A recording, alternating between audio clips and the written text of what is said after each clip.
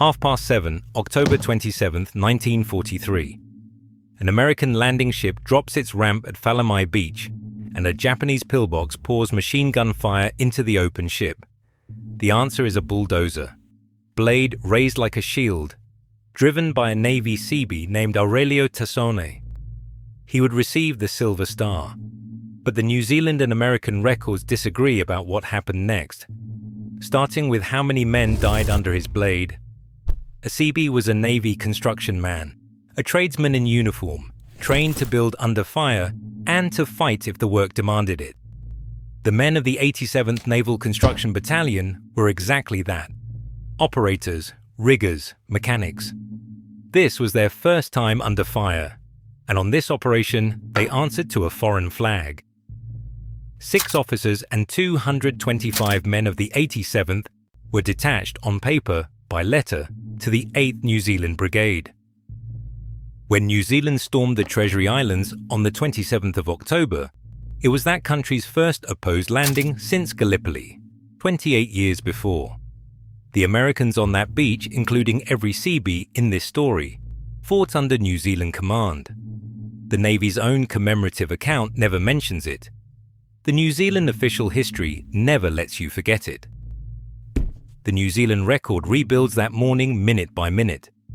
5:45, the destroyers Pringle and Phillip open fire on the Falamai area.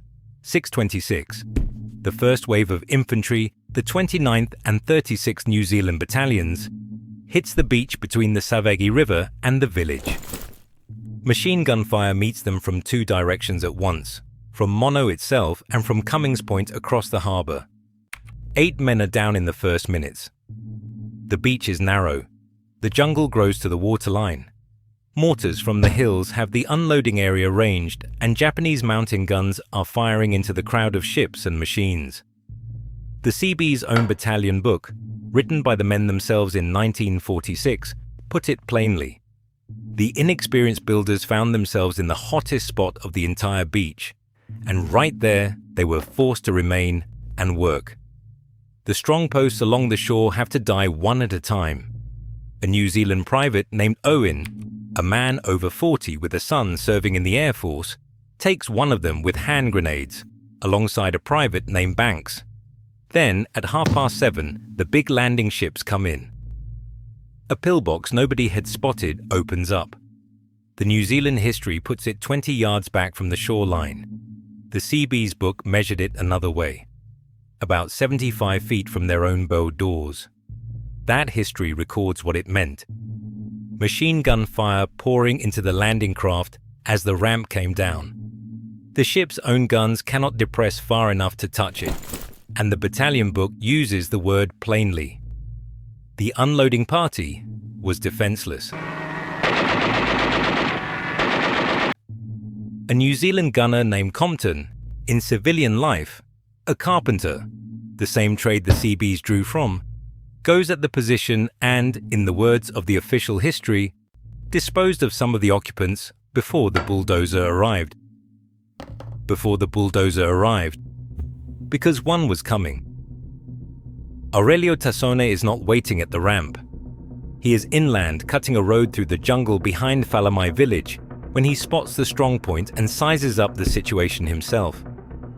That detail comes from his own battalion's book, and it matters. In the unit's telling, no one sent him. He turns the machine off his road cut, drops it into low gear, and bears down on the coconut log bunker from the rear. Japanese riflemen in the nearby huts concentrate their fire on the lone figure riding high on 20 tons of steel. Tassone keeps the blade raised, not just as a shield. The battalion book records the operator's logic. Blade high, so it would not scoop a wall of dirt ahead of the pillbox and stall the machine short of the target. Lieutenant Charles Turnbull, the officer commanding the Seabee Company, and a few of the men cover the charge as best they can, Turnbull with his carbine, pinning down the most active snipers. At the pillbox, Tassone drops the blade. The log roof collapses. Then, methodically, the book says, as if he were smoothing a rough spot in a road, he blades earth over the wreckage until the position is a mound. The position is finished. How many men were inside it when the roof came down? That is where the two nations' records part ways. 12, says the American paper trail. The New Zealand official history says 24. Hold that thought. Tassone received the Silver Star for those minutes. So the deed is documented, twice over, in two nations' files. Now watch what happens to the details. Start with the man himself. His battalion's book tells the story with him as Fireman First Class Aurelio Tassone, and its roster lists him the same way. The only man in the outfit to win the Silver Star. Turn to the same book's awards page, and there he is, a machinist's mate second class. The Navy's commemorative history says Fireman First Class. The citation database says machinist's mate. And the New Zealand official history calls him a carpenter's mate and spells his first name wrong while doing it. His own battalion's book cannot agree with itself about his rating. Even the question of who started the charge splits the record. The Navy's account has Lieutenant Turnbull telling Tassone a pillbox was holding up the advance. The citation record says he was ordered to silence it. The battalion's own book, closer to the event and to the man, has Tassone spotting the target and going for it, with Turnbull covering. An order or an operator's decision. Depends which record you read. The records even disagree about where the lieutenant was. The New Zealand history lists a Seabee detachment on the far side of the island under Turnbull's name that same morning, while his own battalion places him at Falamai, covering Tassone, and names a different officer, Ensign John Bovyer, with the radar detail. One lieutenant, 2 beaches, 2 records, and the date. The Navy's anniversary history of the Seabees places this action on the 28th of November, 1943. That is a month off. Both nations' operational chronologies and the 87th's own unit record put the landing where it belongs, the 27th of October. A slip of the pen on a commemorative page, still live today. Now, the dead. The figure of 12 is not a guess. The battalion's records show where it comes from. Lieutenant Turnbull's own invasion report to his commanding officer counted a pillbox and a dozen Japanese dead. Sometime later, after the fighting moved inland, the mound was opened. 12 bodies and a large new gun were exhumed. That is the American paper trail, the unit's own records, and the Navy's account. New Zealand's official war history, written of the same beach, states flatly that the Bulldozer buried 24. No correction appears in either record, and there is no third count in the records we hold to break the tie. None of this diminishes the man.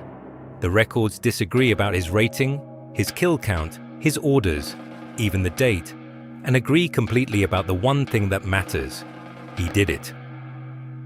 This is how a true story starts becoming a legend. Not through lies, through paperwork.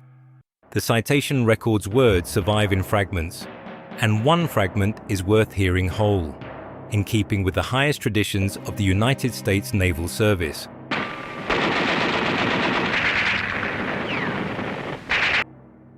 Here is the strangest omission in the American versions.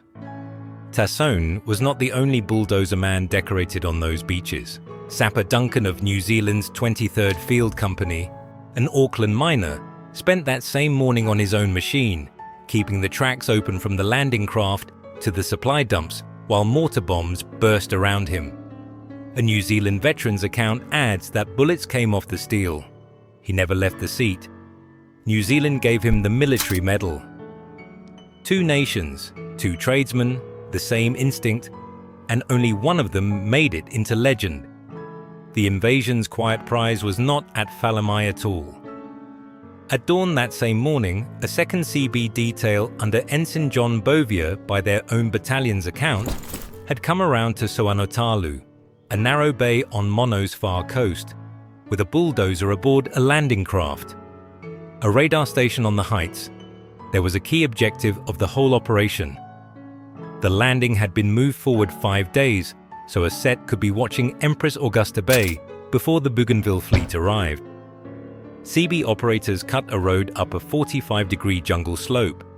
The Bulldozer towed the set into place, and the radar was on the air by the 31st of October, reaching more than 100 miles out. The Japanese never learned it existed, but the fight came to Sonotalu anyway.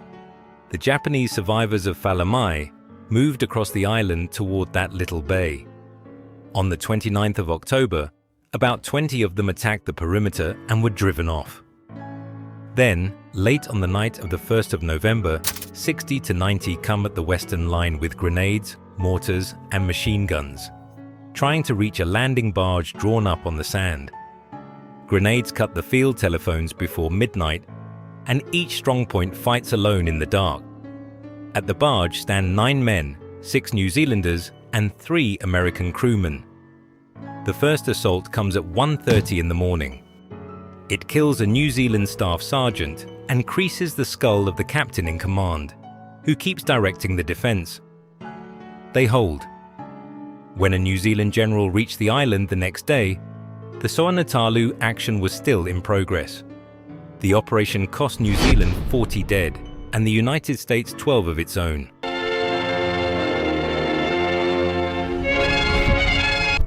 The battalion book keeps 2 photographs side by side. In one, Tassone and Turnbull pose on what the book calls the famed D8, the operator at the controls, the lieutenant riding side saddle with his carbine.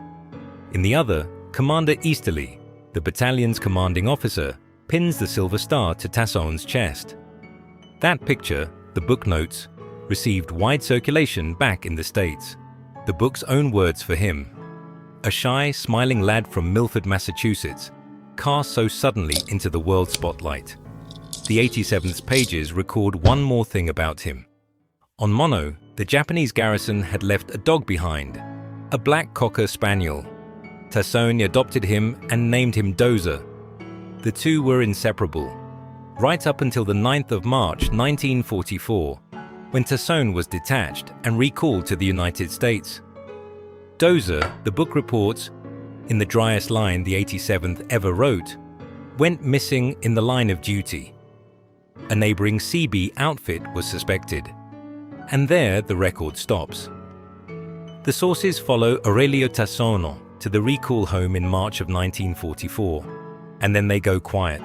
They never even agreed on who he was. What they agree on is what he did. One man on a road-building machine drove at a machine gun position and ended it. The rest is paperwork, and the paperwork tells its own story. Thanks for watching.